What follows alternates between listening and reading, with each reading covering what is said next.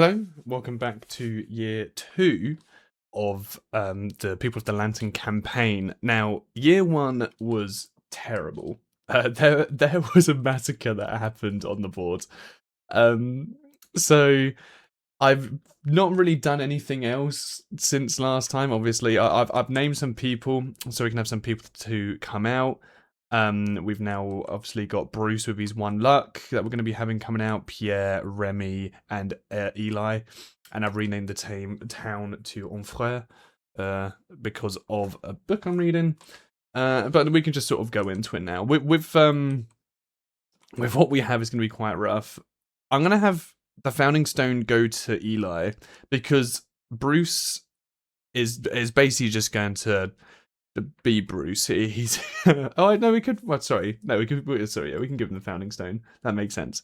I kind of want Bruce to obviously use his fist because he's got the +1 luck. But at the same time, we obviously don't want him to die. Right. So we're just gonna go straight into it. We literally cannot do anything else within this. Like we can sit there and make some raw headbands for people.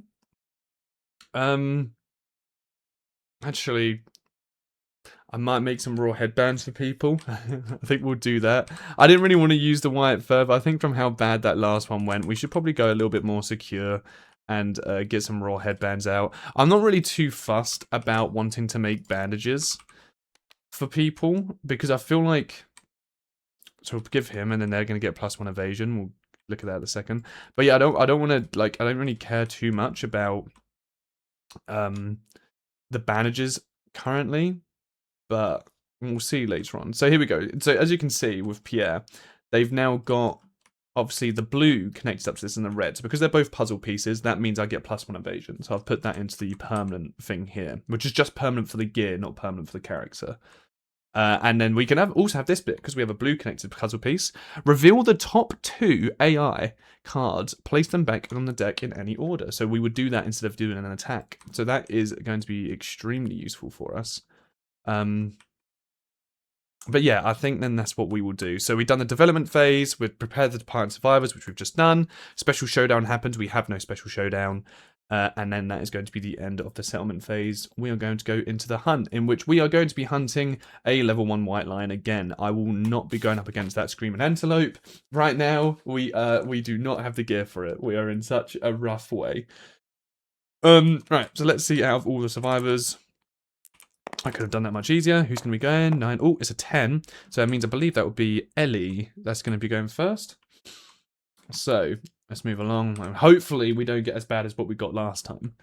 Sea of golden grass. Fields of golden grass lay ahead. The event revealer may choose to avoid the plains and roll twice on the hunt event table before moving on the hunt board. Otherwise, each survivor gains +1 courage and the event revealer rolls on the table. We got this on the first one. And this is where the ambush happened. I'm gonna roll. I'm gonna roll. I'm gonna give everyone courage. I haven't learned from my mistakes. Oh, actually, it's really good that we did. So Ellie has reached the first level of courage there. So before we do this roll, we'll be doing bold. So in a single moment, your perspective changes profoundly. Select a triumph corresponding to the current game phase. A survivor may only gain these benefits once a lifetime. So this is during the hunt phase. Expect the unexpected. You are prepared to face any mind-bending trials at a moment's notice. Where others may falter, you forge ahead, meeting the journey head on. Gain the following ability and roll on the table below. So we're going to get the prepared ability. When rolling to determine a straggler, add your hunt experience to the roll. So I'm going to go into the ability deck and we're going to type... Oh my god, why have I forgot what it was? I literally just read it. Prepared. Okay. It was prepared. I was typing straggler. So, they have gained the prepared ability, which is going to be very nice, as you can see, when rolling to determine a straggler, add your hunt XP to the result. And now she's going to roll. I'll actually roll over here, so we can actually see the dice too. And we'll see, hopefully it's above. A 3, it is. It's a 6. A survival circle the tall grass lost. Roll on the hunt event table before moving forward on the board. At least we're rolling once on the hunt event table as opposed to twice. That is pretty good. I also realised I need to roll for this. which is just 1d10. And we've got a 3, which is +1 understanding. Not the best one out of all of them, but we are now 1 away from the level. As you can see, you have these bold boxes. Those are like the key points that you can hit, where you'll get level ups and stuff can happen. So we need to roll once now on the hunt event. These are going to be our 10s. These are going to be our digits. So that's a 1 and a 7. That is 17. So what I'll do is I'll go up here. I'll type 17. And we'll read 17 here. Face to face. Amidst the sea of stone faces, one catches the event revealer's eye. They feel compelled to investigate, gain +1 courage, and roll 1d10. So, because we are going to be investigating then, we gain +1 courage. Boop. And now we roll a d10. So we're going to be doing an investigate roll. There are some things that give you bonuses to your investigation. I don't believe we have that. So we're just going to be rolling. We got a 7, which is going to be... Oh, 1 away. The face reminds you of someone dear. Your heart aches with loneliness. If your survival is greater than your insanity, suffer monster-level brain event damage. Our survival is the same as our insanity, so we're taking no damage. Very nice. So we could have ended up getting +1 survival and +1 understanding if we got an 8+. And the other one would have been reducing our understanding to 0. Not the best encounter. Not a very good one. That's a good example of a bad encounter. So that's Ellie's done. We can progress 1 further on here. Aromatic breeze. The hungry lion sniffs the survivor's musk on the wind. Move the lion 1 space towards the survivor on the hunt board. If it moves into the survivor's space, they ambush them. If the white lion ambushes survivors, then you skip your first turn. Roll a random hunt event. So the lion's going to move forward 1 towards us, which doesn't ambush us, which is good. And now we're going to roll on the hunt event table, which is going to be a 1 and a 10. I believe that's 10 is how we'll do that. So if a 10 was on this side, it will class as a 0. But if the 10's on this digit one, and that's a 1 and that's a 10, I believe that's it's just 10. It classes as a 0 on this one. That doesn't look good. That really doesn't look good. Harvester. This event cannot be re-rolled or avoided in any way. The ground quakes and cracks beneath the survivors. A colossal worm bursts from below, its skin a mosaic of screaming faces. The mere sight of it is maddening. All survivors gain +1 random disorder and must spend one survival or be devoured whole. If any survivor has noisy gear, the harvester is drawn to the sound and they are instantly devoured. Nothing can save them. The creature is so horrifying that the survivors' brains erase the experience from their memories. Do not gain the benefits of your death principle. Oh my god. So, okay. First of all, do we need to spend a survival? Was it all survivors gain 1 round and must spend 1 survival would be devoured whole? Okay, so everyone here can spend a survival apart from Ellie. Ellie is dead. Ellie is dead and Ellie is gone. And there's nothing we can do about that. They're just dead and gone. There was no survival. And now everyone gets a random disorder, which I'll reset the deck, we'll re-roll it, and we'll see. So, they have got Hoarder. When you are returning survivor, archive 1 resource gained from the last showdown and gain 1 courage, which obviously isn't the best. We've got Traumatized. Whenever you end your act adjacent to a monster, I'm knocked down. And then our last one is Fear of the Dark. If you gain this disorder during a hunt or showdown, you put on a brave face until the return of the settlement, vowing to never leave the Lantern Horde again. You retire. That's terrible. Remy is just going to straight up retire after this. I tell you what, this campaign has been putting me through my paces on multi-managing so much at once and going through it. That's an insane event to have. Okay. Well, and then with that, we go and start the attack. Wow. God, that's terrible. We don't have any departing survival benefits that I missed out on, did I? No, we don't depart with 1 survival. I don't think we have anything in our gear grid that gives us 1 survival either. No, we just straight... God, yeah. Okay. Alright, let's do the showdown then. For the level 1 lion. Okay. We take blue off the board because they are not there. They are dead. Oh, so what do we have? We obviously have the 2 tall grass. I normally like just leaving the tall grass there. I think it's a good spot. And we've got a Nightmare Tree and the column. So the Nightmare Tree is an obstacle that blocks survivors and monsters' field of view. It's impassable. And if you roll a d10, you can suffer an arm damage but gain a lonely ant vermin resource. On a 3 to a 5, you're knocked down. And on a 6 plus, you get a broken lantern basic resource, which can be quite good because that can be used as scrap. We won't be using scrap anytime soon. So it's like, it's nice to have. 1, 2, 3, 4, 5. What did I put it here? It's nice to have, but it's not something that's like needed. And this one needs to be 4 spaces from away from all other terrain. So I might do it like 1, 2, 3, 4. Just put it back down there. Do one here, 1, 2, 3, 4. 1, 2, 3, 4. Just kind of placing this because I'm not really too fussed where these are. I don't think I'm going to have too much of a tactical advantage with them. Cool. And then as far as our start goes, obviously it is within the range of the lion. I think I will have... Oh, we can have people actually hidden, which would be very good. We can have people start here behind the tree. Oh, we can start everyone behind the tree. Everyone starts behind the tree, so they're out of line of sight. I think we'll do that because we know that he's going to do his instinct, which is going to be sniff, which is just going to mean that no one can be hidden, so he can attack the closest person normally. But that hopefully won't come into effect as long as he doesn't bring a mood. So with everyone set up, we'll go into the fight. So we'll draw the first one. Closest threat facing in range, no one. Closest threat in field of view, no one. We're all hidden. Then it's sniff. So he's just going to sniff. Which the white lion sniffs the air and ends its turn until the end of the next round. All survivors are now threats despite any effects that say otherwise. That's good for us. So now it goes into our round. We can sit there and start going into an attack. So I think we'll have Pierre go... Remy is ranged, aren't they? Yes. So I have Pierre go 1, 2, 3, 4, 5. So then they can get into the... into there for the extra evasion.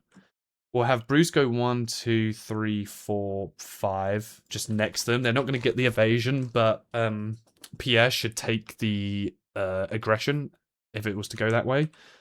And then Remy, we can just go 1, 2, 3, 4, 5. I'm just going to have them all bunched up next to one another. But Remy can attack because Remy has a ranged. So we'll try and do an attack with Remy. So we get to roll one measly dice. As you can see, because we don't have the frenzy anymore that was triggered onto Remy, obviously all of that gets reset. So all the speed and the extra strength I got from the insanity gets put down. Oh, it wasn't Remy actually, it was someone else, but it was still the same character with the bone darts. Abby, I think. So range of 6, we're definitely in a range of 6. We are looking to get a 7+. We do not get it, we miss, and that is the end of our turn. Right, so we go over onto the lion's turn again. I'm going to flip the card. Closest threat facing in range, no one. Closest threat in field of view will be Remy. So they are going to move and attack. So they're going to move into here. And knockback 6. The target is moved 6 spaces in a straight line directly away from the monster. We're actually going to suffer from collide, I believe, with this. Which I need to double check on what happened. So first of all, let's do a speed. So it's going to be a 2+ to hit us. It's a 7. So that hits us. That's going to be 2 damage. In one location, sorry. Let's just re-roll. 2 damage in one location. To my body. And after damage, it's going to have knockback 6. So I'll take that because I'm going to get knocked back. I'm going to suffer with collide. So if we have a look in here, we should have collision. On what collides is here. When a survivor suffers collision, they are knocked down. Collides. If a monster moves through... Oh, collides is when you're hit with a person. Collision just means you're knocked down. So I would have been knocked down anyway. And then I'm kind of intrigued by knockback. Like, because what happens when you get knocked back into something? Move the target X spaces directly away. That causes the effect. It's knocked down during the Minotaur on its side. Knocked down survivors stand at the... I think we'll just have it where we're just not going to get knocked along. We just sort of get knocked into the wall. That sort of ends our movement. We get knocked down anyway, so it would have been knocked down regardless. I don't think that's too bad. So I can't get knocked back directly away from the monster because that is a obstacle we can't pass through. So that is the end of that. We go down to our turn again. What we're going to do is we'll have Pierre, I think, go 1, 2, 3, 4, 5 and do a hit directly behind. because Pierre has got the axe. So we're looking for 5 pluses here to get a hit off because we're in the blind spot. That is 1 hit, and that is impervious. So brilliant. So this is something that's interesting. As I say, it really is testing the rules here. Savage. Once per attack, if you critically wound, cause 1 additional wound. This effect does not apply to impervious hit location. It answered it for me. So we'll roll to see if we get the resources basically at this point. No, we don't. Cool. Nothing happens. Impervious wound's gone away. That's that attack done. And then we'll do Bruce. 1, 2, 3, 4, 5. We actually had enough. Damn. Oh, that's really good. And I think Bruce, I'm going to have hit with his fists. I'm not going to do the Founding Stone. I know the Founding Stone's more likely to get a hit, but I'm going to have him hit him with his fists. Just trust in the process, guys. All right, you've got to trust. I should have put the headgear to Remy, but that's all right. Right. So we're looking for 6 pluses to hit, 2 hits. That is 2 hits, right? As long as there's not a trap there. There's no trap. That one's going to be a basic attack against us. So we'll do this one first. So when we're rolling, we've got 1 strength. So we need to roll a 7 to hit, which would have been the same with the Founding Stone. However, if we roll an 8, we are going to get a critical because we've got deadly. So we get +1 luck when we attack with this weapon, which means to get a critical, we would need to roll a 9 instead of a 10. But because we have 1 luck already, that goes down by 2. So we just need an 8 to be able to get this. So let's see. 2 chances to get at least an 8. That is a 5. We also needed a 7 to do damage, so that one is going to be nothing. And then we go again. Oh, such a shame. That is nothing, and that is going to trigger a basic attack against me as well. So the line's going to turn around towards us. Roll 2. On a 2+, it's going to deal 1 damage, which of course it does. And that is going to be 1 damage to our arms and our body. Okay. And now it goes to the monster's turn as well, unfortunately. So he's going to flip. Alert. That's interesting. When a survivor moves into a space within the zone of death, stop their movement. They gain the priority token, discard alert, and perform a basic action. Okay. It doesn't say to draw another AI card after this mood. But okay. So Remy is going to get flipped back over. And then that is going to be it. So if we just don't move, alert is not going to get triggered. It's a bit of a risk, but it's a sacrifice I'm willing to make. Let's attack with Remy. We'll have Remy do the bone darts. See if we can get a hit off. We're directly behind, so it's going to be a 6+ to hit. The thingy will count. That is just insanely unfortunate. And then they're not going to do anything else. They are just going to wait. And we'll have the others attack now. So we'll do Pierre first, I think. So it's going to be a 6+ for us to hit. That is 1 hit. And there is no downside to this. It's going to the soft belly. That is 3 strength. We're looking for 5s to wound. That's a 7. Perfect. We've got our first wound in. Thankfully, we've done damage. Now he's just going to wait there. And then we're going to do the same thing, just this time with Bruce. I think we'll probably have Bruce just... Should we just try and do it with the Founding Stone just to actually get damage in? We'll do it. We'll attack with the Founding Stone. I might live to regret it. A 7+ to hit.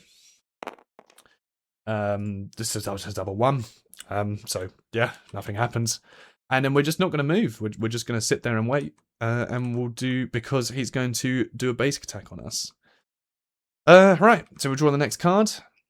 Closest knockdown survivor in range. No one's knocked down. Closest survivor in range will be between Pierre and Bruce. So, Pierre got a 9. Bruce got another 1. So that attack is going to be against Bruce. Move and attack. It's going to be a 2+ to hit. And I think they're going to be suffering grab. Why couldn't I have rolled the 1 there, hey? So that's going to be 1 damage. The white line isolates as prey. Full move the white line away from all threats and target suffers grab. Unfortunately, this is also going to suffer the basic attack as well. So that is head damage, which is bad. That's what I got from the attack. He's now going to full move away in a straight line. Bruce is going to be knocked over. And I'm going to take 1 more event damage to a random location, which is the legs. Okay, that's 1 damage because the lion is level 1. Right, now, he's going to be performing a basic attack against someone who moves into range. So we're probably going to have Pierre go in, because Pierre is the one that is going to be... Oh, we have no survival. Shit, that's so unfortunate. Yeah, if Pierre goes in, like, so Bruce isn't going to be standing up now on this next turn. 1, 2, 3, 4, 5. Okay, what we're going to do, we're going to have Pierre move, and Pierre's going to go 1, 2, 3 into here. And with the zone, when a survivor moves into a space within the zone, it stops their movement. 1, 2, 3. Oh, that's so unfortunate. Hold on, how long is this? It goes out, it's by 4, so it's 1, 2, 3, 4. It goes out to there, we're just in line with it. When a survivor moves into a space within the zone. So we could move out of it, but we can't. I basically just want to get into that. Okay, instead then, what we might do, 1, 2, 3, 4, 5, 6. We're going to move Remy. 1, 2, 3, 4, 5, 6. Oh, that's unfortunate. We're going to move Remy to here. That is just outside the zone, because the zone is there. And we're going to have Remy attacks. That's 1, 2, 3, 4, 5. We can hit them there. Actually, we can leave them there. 1, 2, 3, 4, 5, 6. Yeah, we'll have them there. We're going to have them throw the bone dart. We'll see if we can hit. That is a 7+ to hit. That is a 2, so no.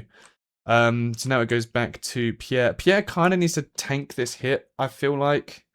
I don't really want Bruce to be taking more damage, but I also...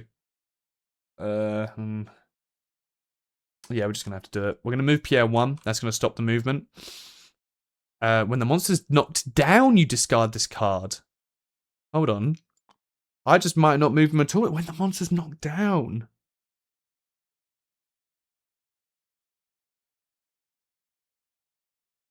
Oh my god, that's so bad. I know. Oh, sorry. Discard alert, perform basic action. It has it at the top. Yeah. So we'll move this. And then now I've gained the priority token. I'm going to discard alert. So this gets discarded. And is this going to perform a basic attack, which that's just going to target me. We're going to be rolling the 2. On a 2+ that hits. It hits. And that is going to be hitting me for 1 damage in both my body. And now it goes to the monster's turn. Oh, actually, no. It just said stop their movement, doesn't it? Stop their movement, they gain priority. So I can still hit. So now we're going to hit as Pierre then. So it's 2 damage on a 6+. Oh, sorry, 2 speed, 6+ we hit. That is 1 hit. And that is, unfortunately, the charge. And it's actually going to go into both of us if he gets this successfully, which is going to really suck. Oh, we've got +1 evade. Sorry, we were not meant to take one of those body damage. Because it was a 2 and a 3. So he needs 3 pluses to have been successful. And we've got 1 evade. I forgot about the +1 evade. But that's fine. I've caught it now. So he didn't take the damage there. No one else has +1 evade. So. Right. So he is going to do that movement on me if I fail. We're looking for a 5 to damage. So let's not fail. Or we can fail. So failing that. All survivors pass suffer grab, which means that he's going to full move. He's going to full move, and he's going to grab both of us over to there. And since none of us can stand there, we're going to suffer collide, which means we're going to get knocked back like that. And we're going to get knocked over. We're now also going to suffer 1 event damage each. So the left will be green, right will be white. That will be to my legs, and that will be to my body, which is going to already be a critical roll for the body, for Remy. That is a 7 ruptured spleen. Skip the next hunt, 2 bleed tokens. Not the end of the world, but I cannot believe how poorly things are already going again against a level 1 white line. It's insanely bad. Okay, so that is the end of that turn. He's oh wait, no, it's not. That was just his thingy. Sorry, now he does his turn. Bad. Closest threat facing in range, no one. Closest threat in field of view, it is between white and red. Yes, again. That is an 8. That is a 1. It will be Remy, unfortunately. And on a 2+, they have no bonus evasion. They're going to hit, which they do. That is going to be 1 damage to where Their body, again, that is insanely persistent. The one location. That's a 5. Destroyed back. A sharp cracking noise. Suffer -2 permanent movement. You can no longer activate any gear that has +2 strength. This injury is permanent and can be recorded once. Gain a bleeds token. So that is... so we've got destroyed back. Not destroyed genitals. Destroyed back. That is going to give them -2 movement from destroyed back. So, boom, boom. That is permanent. They're going to get a bleeds token as well, which is bad.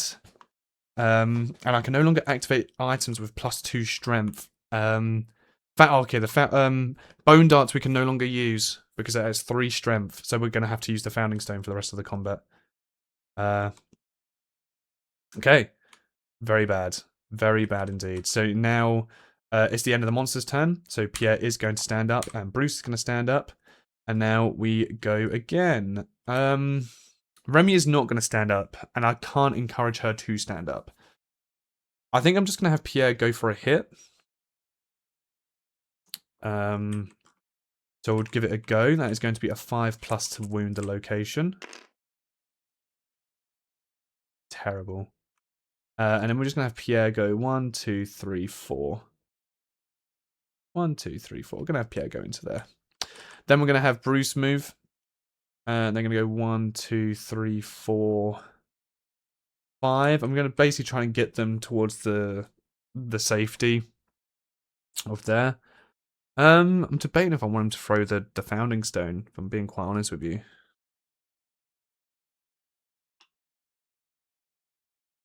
We'll leave it. Then Remy can't do anything, so it goes to the next turn. Trying to move that dice out of the way. Okay. Claw attack again. Closest threat facing in range. Well, Remy is not a threat because they are knocked down. Oh, actually, that's a good point. Remy is not a threat. They were knocked down. That attack shouldn't have gone against Remy. I won't retcon it. But, yes, that's good to know that it's closest threat. And remember, when they're knocked down, it's not a threat. It actually would have been Bruce.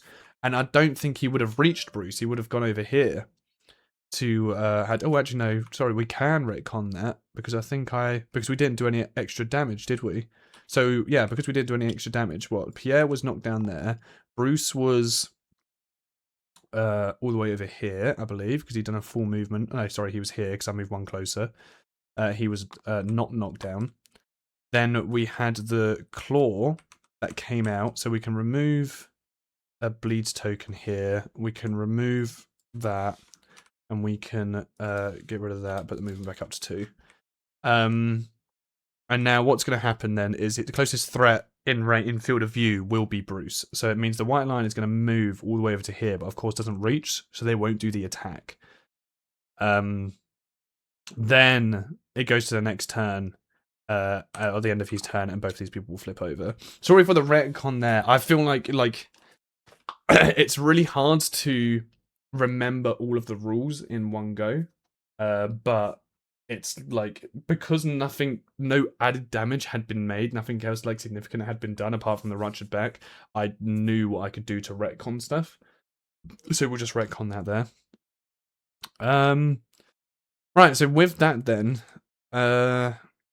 we know that Claw is coming up next. It's kind of giving us the advantage. So because I know Claw's coming up next, what I'm going to do, instead of having Pierre go in and attack, which you wouldn't have been able to have done anyway, I'm going to have Pierre move here, and I'm going to have him use the Raw Headband, which allows us to look at the top 2 cards.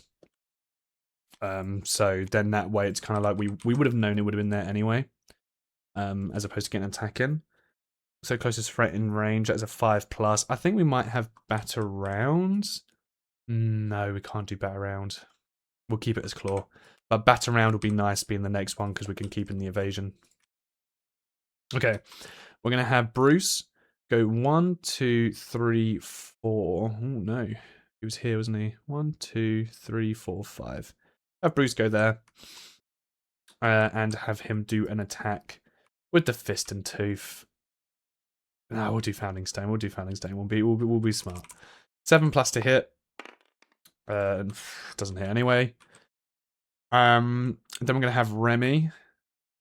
which, if we have Remy here, 1, 2, 3, 4, 5, 6, just in range to hit. Cool. We're going to have Remy use the bone darts, which they can use now because they don't have the broken back. Okay.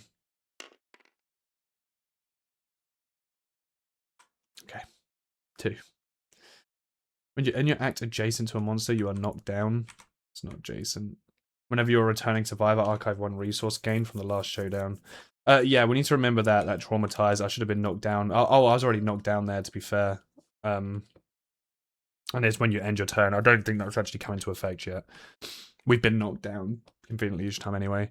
But they miss, and Pierre's done their turn, so it is the monster's go. So we know that they're going to do Claw, which is the closest threat in range. They're just going to go straight to Bruce, and they're going to roll as a 2+ to hit. Hits us both, and that is going to be 1 damage to our waist and our head. Head means we're going to have to roll. And they're dead. Everyone loses survival. Bruce is dead. Okay. I can't. I don't know if I'm just cursed. I don't know. This is the most cursed KDM run I feel like I've ever had, because from how bad the prologue went and how bad year 1 went, I was honestly so much like, do I even bother uploading this as a campaign video? It's going to be a very short campaign. I'm like, no, I will do it because I want to start getting board games out, and obviously I want to learn from mistakes that I've done. I want other people to learn from mistakes that I've done, and just showing how the game could be played solo. So of course we're keeping it in, and we've got 2 people dead again. Already, I don't even think we're going to be getting gear to come back through. It's going to be a very short campaign. So he's dead. It comes back to our turn then now. Unfortunately, Pierre's going to have to like come out of the grass as well to do a hit. Oh, 1, 2, 3, 4, 5. Okay, no, we'll have Remy attack first. Remy is within range. So 7+ to hit. That is a 6. They do not hit. So we got Pierre. I might just have Pierre stay here, actually. Let's have a look at the... We'll use Pierre to look at the next 2 cards of the deck. So we've got Bat Around, which is a 5+, and Chomp, which is going to be Headhunter. We're going to keep Bat Around at the top, because that is going to be... We have +1 evasion, +2 evasion being in the tall grass. That's 3 evasion. They're going to need an 8 to hit us. And then that's where we'll end our turn. We'll draw the AI card. That is going to be Bat Around, closest threat facing in range. We are facing. So the line, I think, would go... over to us here, and then he is going to roll 2 on an 8+, because I 1 evade and 2 from the grass. He's going to hit. Hits us once for 1 damage, and what is that? After damage, the monster playfully bats around the survivor. They suffer brain damage equal to the monster's level. So we take a damage to the leg, which is going to knock us down, and then we're going to take 1 monster level brain damage to the brain as well, unfortunately. And that's the end of the turn. Right. We are going to have Remy just shoot from there and staying in the safety of the evasion, and hopefully hit 7+. No, and I'll just end my turn. We'll go back to the monster's turn. The monster will closest threat facing in range, which they are not a threat. So the other threat would be Remy. So they're going to jump over to Remy. It's going to be a 4+ to hit because we are in the grass. That is a hit. That's going to be 1 damage, and this is guaranteed hit in the head. So I didn't even need to roll, actually. So it's guaranteed hit to the head. That flips over. And that is the end of the turn, which makes Pierre stand up. Right. I'm just going to have Pierre go in for an attack. 1, 2, just to try and get this damage off. So that is going to be 5+ to hit. That's 2 hits. If I pick up a trap here... Okay. Unfortunately, the sprinting forward is also not going to be very good, because that is going to hit Remy. So, we have got the 3 strength. We're after 5s here. Come on. That is 1 damage. Cool. Oh my god. The one that we didn't want to fail. As 1 damage, target's going to full move forward. They ignore this as passable terrain, so they're going to move all the way over to here. Remy's going to move all the way to here. He's going to get knocked down. It's also going to take 1 event damage. which is going to be to their arms, which is okay. God, okay, now it is the monster's turn then. So, flip this over, rotate, boom. They are going to closest threat facing in range. Not going to be Remy because they're knocked over. Closest threat in field of view. It's going to be us because we are within field of view. They are going to full move towards us, and unfortunately they just have enough range to get to us as well. And on a 3+, they're going to hit us because we have 1 evasion. And that is an 8. So of course it does, and this is going to deal 2 damage to, didn't mean to shuffle that. 2 damage to my head, and knock back 6. So 1, 2, 3, 4, 5, 6. And we're going to roll for our head. That is a 9. Shattered Jaw. I just can't consume anymore, and I can't encourage. I mean, I say that as if that's not that bad. It's pretty bad. We have just had our jaw ripped off. It's just torn off. So, and we might as well get rid of the encourage there as well. Cool. Cool. Right. Yeah. And because obviously I took the 2 oh wait, yeah. Oh, sorry. Didn't. No. I lied. I didn't need to take that. That 2 damage to the head. I haven't actually. I had head armor. So instead, I just get knocked down. We do not get Shattered Jaw. We just get knocked down. Right, Remy stands up. We go again. Remy's going to go 1, 2, 3, 4, 5 into the evasion area, and we're going to attempt to throw the bone. Misses. Goes to the enemy's turn. We flip. Closest threat faced in range, closest threat in field of view, which will be us or Remy. So they're going to turn around. On a 1, on a 4+, they're going to hit us because we're in the tall grass. There's a 4. There's going to be 1 damage to the head. Straight away, we're just going to be rolling for the head injury. It's a 7, blind. -1 permanent accuracy. This injury is permanent, and you can be recorded twice as survival with 2 blinds, and we gain a bleed. Okay, so we get a blind. We also get a bleed. So we're on 3 bleed. We need to be careful now. And that blind gives us -1 permanent accuracy. -1 ac from blind. So it's going to be harder for us to hit now. It's going to be an 8+ for us to hit with those bone darts. And that is it. So now Pierre is going to stand up. Pierre is out of range to be able to hit. Remy got knocked over because that was a head injury. So Pierre is going to go 1, 2, 3, 4, 5. We're going to go behind that obstacle.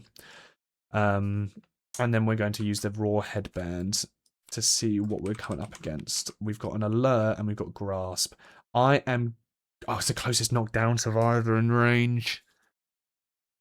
It's just going to be 1 damage. Oh, it's a double damage as well.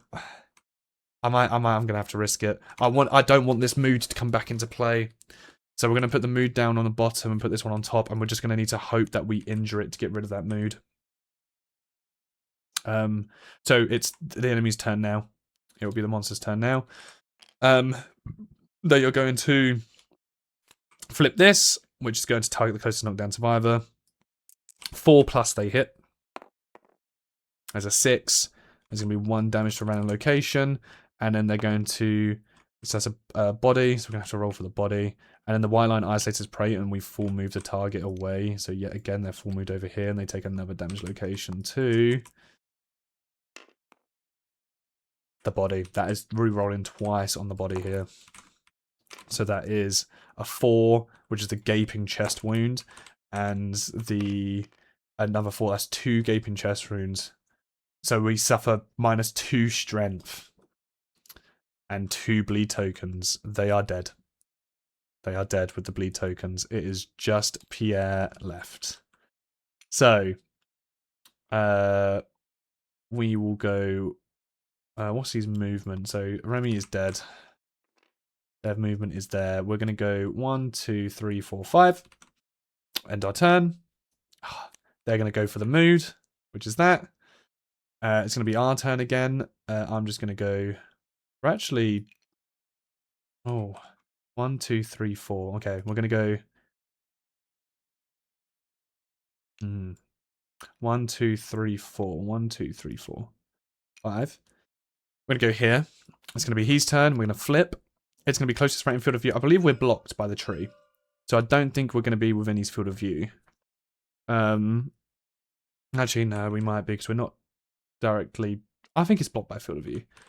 So we ignore that. He's just going to sniff. And then our next turn, I'm going to go 1 to go here. Still not within his range, though. And then we go to his turn. We flip. He is going to be coming to us. And he is going to come round to here. So that is going to be a 5 plus for him to hit on both of these, because 2 from the grass, 1 from our evasion. It's one of them. So it's just going to be 1 damage. Hopefully not our legs. Our body. Cool. And R1 is when we end our act adjacent. We suffer the knockdown. So we're just going to attack where we are. There's going to be a 6 plus to hit. That's not a hit. We're just going to wait. So we get knocked down because we end our turn there. We go to the next one. And it's close threat, sniff. So he's just going to sniff. Nothing's going to happen. This is kind of the tactic I was going to go for. I'm just going to allow him to knock me down at the end of each one of my acts. So then that way, I don't classify as a threat. The only way he'll damage me is if it targets the closest knockdown survivor, which we know is currently in this discard pile. Because also if I move right now, he's going to perform another basic attack against me. So he's just going to sniff. Which means I will be a threat next round regardless. Actually, no, I think I am still a threat, aren't I? Because of thing. I think this attack comes into play. This attack does happen because he sniffed last go. So that is a 6/7 plus to hit. It doesn't hit. Cool. So now we stand up. So he won't sniff for the next one. We stand up. We're going to go for another attack. So 6 pluses to hit. That is 2 hits. Very nice. One of them is the charge forward, and the other one is a basic attack. Both of these being quite bad. I think I'll probably go for this one first, because at least then, let's say I fail this and I fail this. Like if I do it in this order, there's a chance he does a basic attack and then hits me with the move forward. Whereas at least if I just fail this one, he just grabs me, takes me away, and this one doesn't come into effect. Actually, it still might come into effect. It doesn't matter either way. We'll do it this way.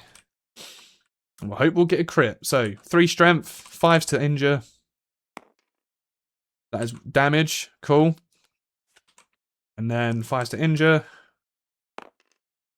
Oh, thank God we didn't fail it. That is 2 damage. Cool. So we'll do that. Reshuffle. Boom.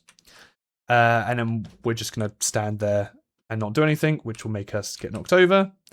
Go to the enemy's go. Closest threat facing in range. He's just going to sniff. So it means on the next turn we won't be a threat. I'm going to stand back up again. We go again. All right. 6 pluses. 2 hits. Okay. All right. That one doesn't have a fail condition. And there's a chance we can make him die next turn. And then the Beastjaw does have a fail condition, which will make us suffer the brain damage, which means we will be rolling for the brain trauma. So let's have a look for this then. After 5 pluses, there's a 7. So as an injury for that first one. And then we're rolling again. As a critical. The blow destroys the white line's jaw. So it's a persistent no jaw. It affects my AI cards. Roll 1d10 on a result of a 5 plus. The white line's jaw flies off its face. The attacker gains 1 courage and 1 survival. Okay. So 5 plus again. It's a 9. Okay, so we get 1 survival, 1 courage. Really nice. And now that persistent jaw is in play. Very, very nice. And we'll take off the injury there as well. Okay. Where was this damage coming in earlier? It would have been lovely to have happened earlier. Okay, so now we get knocked over. And it's going to be the line's turn. Now the line is just automatically going to be able to do this because sniff is in effect. So we flip. Closest threat facing in range. So it is going to be us. It is going to be 2 5s to hit. Misses. Misses both of those. Because it's 5s to hit because we've got the 1 evade, 2 from the grass. So it's +3 onto that accuracy. Misses both of those. We stand back up. We go again. Oh my god. Okay. 6s to hit. That is 1 hit location. If we wound and we have +3 understanding, which we don't, we gain another survival. But, alright. So 5 plus to hit. Come on. That's a hit. Cool. Yes. Okay. And then we're just going to stop. We're just going to knock us down. So we're going to flip this. We're going to shuffle. This gets knocked over, and it's going to be the closest threat. He's just going to sniff because we're knocked down. We're not a threat. We're going to stand up again. Who would have known this was the technique? We're going to go again. 6 pluses. Come on. 1 hit. We'll take at least 1 hit. It's just a wound. We'll gain priority. Okay. We don't actually hit. We're 1 away from hitting. We don't actually hit. Oh, wait. We're meant to do an additional wound as well. We're meant to do an additional wound because we've done the crit. Once we're attacked, if you crit it, so we'll get rid of the extra one there because we don't know what it is. We didn't wound this one though, so we don't roll that. We get knocked over, and because he sniffed on the last one, this attack is going to hit us. So it goes to the monster's turn. He flips. That will hit us. That is again a 5+ to hit. He hits us once. There's going to be 2 damage, and it's going to suffer knockback as well. So this is rough. That's 2 damage to our body. And it's knocked out. Oh, we're already knocked down. So 1, 2, 3, 4, 5, 6. Hopefully, there's a chance we die here. The chance we die. It's a 7. We've got a ruptured spleen. Skip the next hunt. Gain 2 bleed tokens. Okay. I think that's what someone else got earlier on. Oh, actually, no. I'm going to spend my survival and dodge. Sorry.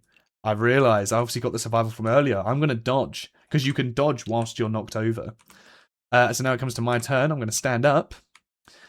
And we're going to go again. 6 pluses to hit. Okay.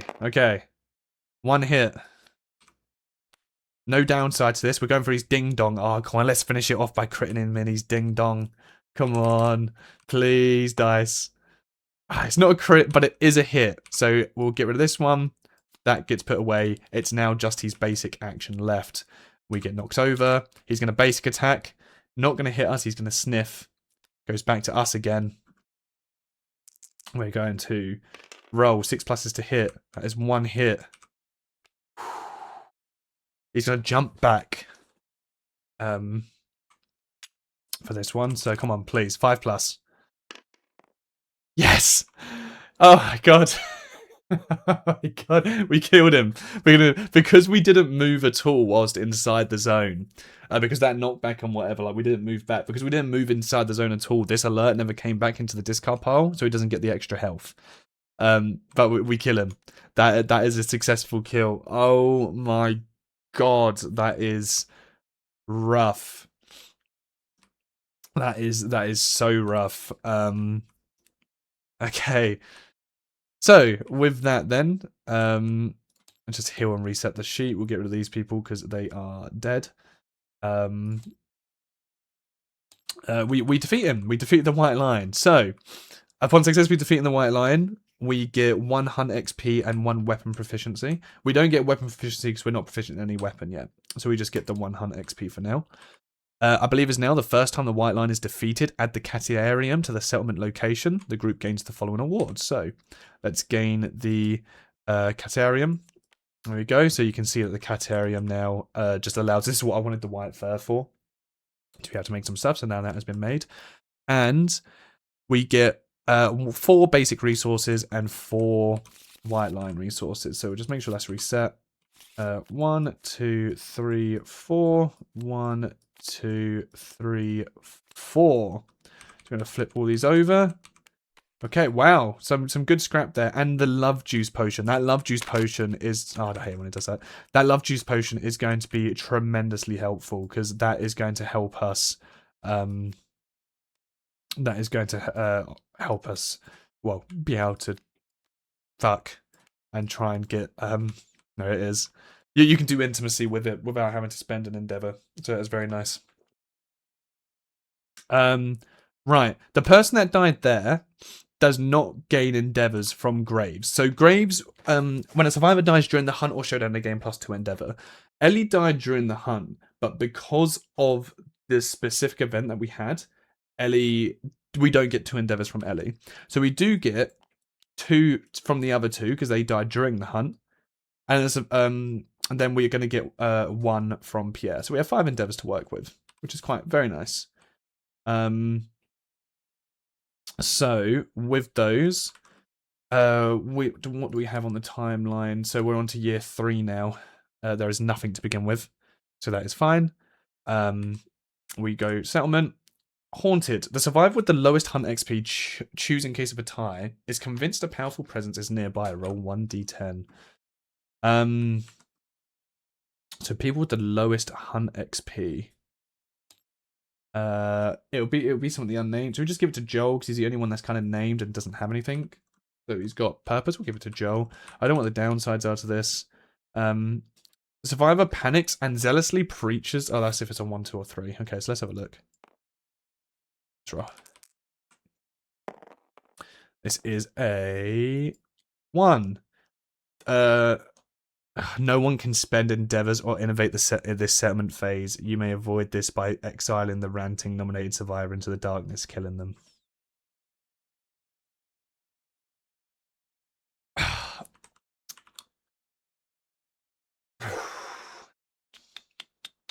That's a tough one. If we exile Joel, we're only going to go down to 4 survivors, which means if all 4 people obviously perish again, if all 4 people perish again, then it's obviously just the end of the campaign. And I know that we're not in a very good spot anyway at the moment. I don't want to be a defeatist. There's always a way we can sort of pull through with other events and whatnot, he says. So I think I just won't do endeavors, you know. We've got, what do we have? Because we can't really use the scrap. The love juice would be nice as well, because the love juice isn't going to cost us an endeavor to use. We can just use that and try and give birth. And we got the great cat bone as well, so we can actually make the white lion helm, which I think could just be useful to it's a lion claw and a cat bone. Yeah, we don't have a sinew, but yeah, so it could just be good. Oh no, the lion headdress I think was meant to be pretty good. What's the lion? So we got the lion helmet is this one, which you gain for an action and a survivor. You get to roar, and all non-deaf insane survivors gain +2 strength till the end of the turn, which is very good. Oh, we got the headdress. You may wear this in addition to 1 armor at this location. It's just an added. Just an added head armor, which is quite nice. I think we'll probably go for the helmet though. Yeah, we won't kill. We just won't be able to use endeavors, so we'll get rid of all of our endeavors. We will go for that as that one, which is pretty rough. So going into this phase, we can't innovate, which is what I'd love to have done. Instead, we are going to use the white fur and the great cat bone to make the helmet there from this one, because this doesn't take innovation to do. So that is going to make the white lion helmet. And I actually think, can we make, is it just the, where is it? It's just the shimmering mane. Yeah, fuck it. Archive this to get 2 basic resources. Oh, it's good, but no, we're not going to do that. We're going to make the thingy as well. We're going to make the headdress. So there's 2 sort of head armor locations there. And then with that, we are going to use the love juice potion. So we need to nominate 2 people to fuck. There's a chance people can die here, which is quite bad because we have no rerolls. So what we're going to do is we're going to have Joel, and we're just going to have an unnamed female survivor consensually go through intimacy and see if we can have someone spawn. So the first time we actually give birth as well, we gain a population. We need to go through the new life principle. As your settlement grows in size, don't forget to apply your chosen new life principle. It will greatly affect other people's outcomes. So with the intimacy, nominate 1 consenting male and 1 consenting female survivor and roll it on the intimacy table. So we're doing Joel and the unnamed person. We're going to be rolling 1d10. And we've got a 5. The 3 would have been bad. It means the woman would have died. So a 5. A new survivor is brought kicking and screaming into the world. The child's eyes are free of ink and stained the founders' faces. Of that stained founders' faces, the settlement gains +1 population. So we have gotten a new survivor, and new survivor bonuses for this get +1 understanding. Phenomenal. That's good. And now because we've given life, we need to do principal new life. So now we get to choose between these 2. The group must decide how to raise their young. Choose one. So we can choose without mercy. The toys are taken from the child and replaced with a cold stone face shard. Training begins immediately. The settlement gains the new life principle survival of the fittest. Find and place the card on the settlement board and then nominate the settlement for the record sheet. And the other one is with affection. The settlement embraces the child with warm arms. Nurturing new life is their highest calling. The settlement gains the new life principle protect the young. Find and place the card on the settlement board and note it in the settlement record sheet. Now, usually with these ones, so these are the two that we get, you can see survival of the fittest. You get +1 survival limit. When rolling on the intimacy story event, you need to roll twice and you need to pick the lowest result. All current and newborn survivors gain +1 strength and +1 evasion, which is phenomenal, but you always need to roll twice on the intimacy and take the lowest one, which is devastating. Once per lifetime, a survivor may re-roll a single roll as well. So this is what unlocks the re-roll action on the sheet. So we'll get 1 strength, 1 evasion, 1 re-roll, 1 survival, but the downside, we have to choose the lowest one on the roll. Whereas if we do protect the young, when rolling the intimacy story event, roll twice, and you get to pick 1 result. Now, usually I've always gone survival of the fittest because all of the benefits there are phenomenal. However, you can really get shafted by having to pick the lowest result. You basically are using your re-rolls to re-roll for the young anyway. Like to re-roll for the intimacy to try not to die. It's quite a tedious one. So I think we're going to go with Protect the Young on this one because our population as well is so low currently. Going for Protect the Young means hopefully we, like, every time we have a chance to be intimate, hopefully we can get stuff that allows us to be more intimate. Just hopefully we can just get high results. So yeah, that will be the end of that settlement phase, I believe. What we're going to end up doing then. So we're going to prepare to depart now, because there's nothing else that I think I want to make. We're just going to sort of leave everything else now. And we're going to depart. So with the gear that we have for other people, we've got no one here currently. This person's like decent. They've got their evasion token going, so we'll keep the evasion token there. This person needs 1 more red to connect to it. They can't wear the 2 headpieces because obviously that can't double up. Oh, but we can do this. So if we make them have the bone darts, that means that they are going to get the +1 evasion now from that with the bone darts, which is very nice. We can then give, I think it will probably be both of these people equally don't really have anything. So I think it'd be good to give the white line helm to them, and then we'll give the line headdress to them, just to give them 1 armor. That's the spread out. We don't even know who's going to be there doing it yet. Oh, actually, this is Pierre. Pierre is still there with the knockdown trait. I think that's fine. We're not going to be able to use this because we don't have a blue connected, but the 2 head armor is going to be very strong. That's fine. And then the people we're going to take out, I think we'll take out... We'll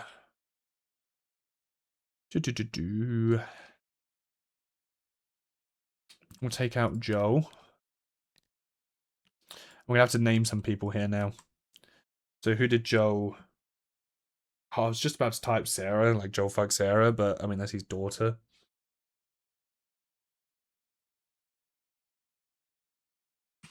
We'll do Carla. And then we will do Jesse. So these are the people that we're going to be taking out. And the other 2 remain unnamed. So because we've just named them, they're going to gain a survival each. Yeah. Yeah, that's it. That's it. That would be, so that's the settlement phase done for year 3. Sorry, like the way how the structures normally go, as I say, you're meant to be doing the settlement phase, the hunt phase, and the settlement phase, the hunt phase, and then the showdown. But I like doing it more so the years are you do the hunt and the showdown of the year, then you go into the next year. So like my game sessions are normally hunt, showdown, settlement, end the session. Whereas usually the typical year is a settlement, hunt, showdown, which makes more sense. But I like having just survived or been butchered in the previous showdown allows me to know what I need to be focusing on in the settlement phase. So with that like knowledge of knowing what I need to focus on, I like doing the settlement and the preparation for what I'm going to hunt during that step. So then coming into the next session, I'm straight into the hunt. We're doing the fun part. That's how I'm going to be going through it. So long as I like, it makes the year thing a little bit more annoying to keep track of. So right now we're basically here. We're at this hunt plus showdown step here, in which we will be hunting a level 1 lion again. I do not feel comfortable going up against the screaming antelope at the moment. I don't think that's a good idea. So we'll do the level 1 lion. We'll have that all set up, but that will be it. That is it for Lantern Year 2. We actually had a survivor. Pierre survived, but at what cost, man? This is Onfrere is not doing well in this condition. But okay, I hope you guys enjoyed Lantern Year 2. We'll be back obviously for Lantern Year 3. Hopefully we can at least make it to 10. That'd be lovely to still make it to 10, but we've got 6 survivors. So we'll see how that goes. So thank you all very much for watching. Actually, returning survivors as well. Sorry. When the settlement is named for the first time, return survivors again +1. Oh, they'll miss out on it. I won't rake on that. But yeah, thank you very much for watching, and I'll see you guys on the next Lantern Year. Take care.